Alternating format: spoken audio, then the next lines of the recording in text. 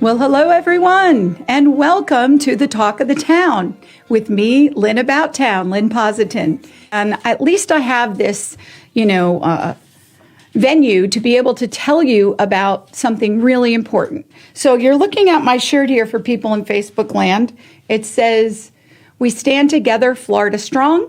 We had these shirts created because I was having the darndest time getting in money to support the Panhandle recovery in our Florida Panhandle. Panama City, Callaway, Mexico Beach. These are names you may have heard of. Lynn Haven. These areas I physically saw myself with such devastation that honestly, when I talk about it, and it's not put on, I literally get emotional. I have a guest calling in right now, and I'm going to just do a 1 minute intro. Lori, just hold on there for a minute. This is a beautiful lady I met just today over the phone. But the reason that I met her is I reached out to a wonderful church, a wonderful parish called St. Dominic Catholic Church in Panama City. They are located on 15th Street. And I met them quite accidentally when I visited the Panhandle to see the damage and to try to see how our volunteer ministers organization could help. And I ended up on the line at St. Dominic's all day long, hauling water, delivering things to cars. These guys lost it all. These guys, when you saw the damage, I'm going to hold up a couple of pictures. When you saw the damage of their parish center where they do class and have things, you just thought it went through a food processor. It was an event called a hurricane tornado. It devastated St. Dominic's Parish. But you know what? It did not devastate the people. They are giving out thousands and thousands of supplies still right now. Their church is not built. It's going to be near impossible to afford to replace it. They don't know what they're going to do. But this is what you see at St. Dominic's parking lot. You see this beautiful couple. They're a married couple. They're both in the Army. I worked with them all day long. People like this just coming to lend a hand and help out. And this is what it looks like. These are actual pictures of St. Dominic's, which are just complete devastation. So I'm going to bring beautiful Lori Ubowski on the phone. And I'm going to put my headphones on here in Facebook land. And I want to welcome Lori to the Talk of the Town. Lori. Hi, Lynn. Thank you. Oh, hello, beautiful Lori. I can't wait to meet you in person. I know. I'm looking forward to that, too. Great. So, Lori, first I want to, how long have you been a parish member at St. Dominic's? Yeah, so my family moved 3 years ago specifically to work for the parish. My husband and I directed music together there, and I guess we still do, but our tasks have definitely shifted in the wake of the hurricane, but that's why we moved there. We really believed in the vision of the parish and its leadership with Father Michael Nixon. So we uprooted and moved there 3 years ago. Gotcha. And you have a beautiful little daughter named Ava. I saw her picture today. Yep. We have 3 kids, and she's our oldest. Oh, okay. I have a granddaughter, Ava. I'm very partial to the name now. It's a great name. It's a great name. Hey, so I was looking at the Facebook page and some footage, and Father Michael and Andy, I forget his last name. I think it starts with a C. Do you know Andy's last name? Cornett? Yes, Andy Cornett. Cornett. I worked with Andy, by the way, that day. Andy and I worked hauling tons and tons and tons of water all day. And he was a lovely guy. In fact, he ran inside of the building and grabbed an American flag, and we mounted it on top of one of the tents we were working out of. And I just, Aww. Yeah. And I was looking today, and I saw some videos and things that he's in charge of operations now, And what is going on there for operations in the parking lot there? Yes. So really, since maybe day 1 or day 2 after the hurricane, just kind of organically, it became a place where people were coming in and looking for help. And so this operation just sprung up very quickly to supply water to begin with and non-perishables. And then we started getting more volunteers that would come in and more items, donations, things that people needed, like baby diapers and hygiene items, just all the things that people lost that you don't think about how much you need every day until you can't get it. Exactly. Exactly. You know, I'm showing people in Facebook land photos of that day. I just had a few that were on my phone, and because I was busy working, but I did take a few. And here's a picture of Andy at your operations. I was blown away. I got to tell you, I was blown away, and I want everyone to know that the trailers coming in from Catholic Charities and other organizations just made my heart so warm. And I also really admired that they were that organized, because it was bedlam, and those trucks were loaded with diapers and supplies. And thank God you had a parish with people with such big hearts, because the volunteers kept coming as well. Yes. I mean, we have had so many volunteers from our own parish, but then I just have found it so overwhelming that people have come in from neighboring parishes in our diocese, or have come from 2 or 3 states away. I'm sure there are people who have come from further, but people have just been opening their hearts and sacrificing their time and their sleep and I'm sure people had to take days off of work to get there to volunteer, and so many people have just come forward to help, and it's just amazing. It is. And the other thing is that it requires that, because in our beautiful country, I think that is one of the special things. And I can't say that I've lived or been all over the world, but the places that I've been, I see that as the American way to really help one's fellows and rise above any nonsense and dive in. And I saw that in action in Panama City. Yeah, most definitely. Yeah, for sure. So one thing that I did see a little video where Andy was saying that they're probably going to be doing this big operation where thousands of people are coming every day, but he needs volunteers. He did ask for volunteers. He said, look, even if I know a lot of people are now, these were his words, I know people are back to work now, thank God, but we need a couple hours. We need, if it's not a whole weekend. I mean, I know I have friends in Clearwater here that are sending volunteers for lots of different, purposes up there. But I'm going to reach out to them after the show and make sure they know that, right where we started, our volunteer ministers activity started accidentally with you guys. It's still going on. And there's, we will definitely send you people. I can tell you that. Oh, that would be so appreciated. Yeah, we actually are open, one of the few places open providing these kinds of things, because there were many points of distribution, or pods as they called them, that have closed. They've been closed now for 2 weeks, and we're just sustained on what Catholic Charities has been able to do. The Knights of Columbus have contributed, and then just people who have brought items or have donated money directly for supplies. And so we're just existing off of that, and so we're going to be continuing to do this. We know at least until November 19th. We're not sure beyond that. But to that point, we are every day, 10 a.m. to 3 p.m., and then they close everything down at 3, and then they have Mass at 3:30, which everyone's welcome to come to, which is just a beautiful way to, we've talked about the supplies and the money and the things that we're handing out to people as they come through our lines, and I mean thousands per day, like you were saying. But it's not just the physical things. Those volunteers are there to serve what the heart needs right now, like just a smile, a friendly face. How are you doing?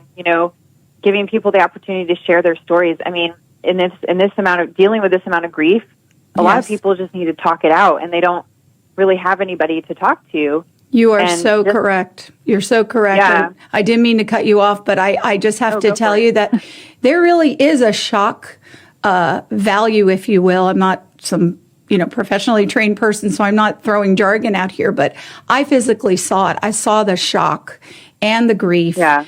And I'm sure some of it is wearing down, but we're all in different levels of security, mental and spiritual, security. And we can't, we don't have a mood ring on our forehead where you can tell if somebody has just had it. Right.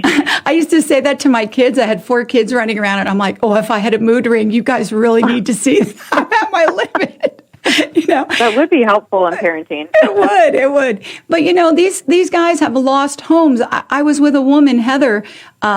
We cleared her street, and I saw her kind of hanging out in the shadows, and she just looked devastated. And I stopped what I was doing because I was observing that, and I just put the branches down and took my leather gloves off, and I said, "Hi, how you doing?" And she said, "I have a house. My house is it's there." And I thought, the woman is in shock.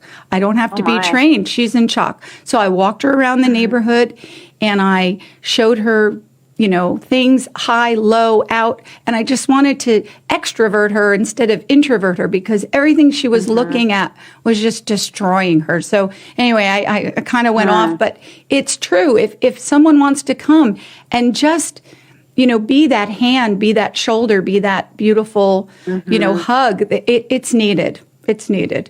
Now, absolutely. Yeah. Now a half hour goes really fast. And as you know, I'm a talker, so I'm going to try to, I told Lori. Nothing wrong with that. Yeah, thank you. I told Lori today, they told me on my first radio show, the big thing is no dead air. And I thought that won't be a problem.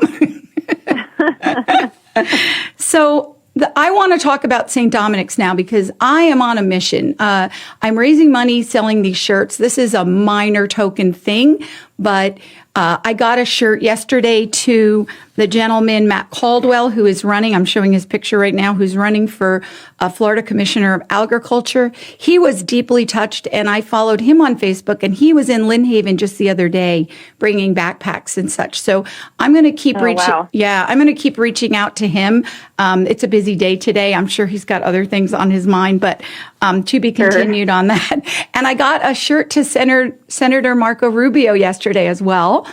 And the gentleman running for governor, Mr. DeSantis, and his wife, I got them a shirt too. So I was out there. I'm trying. That's so awesome. Thank you.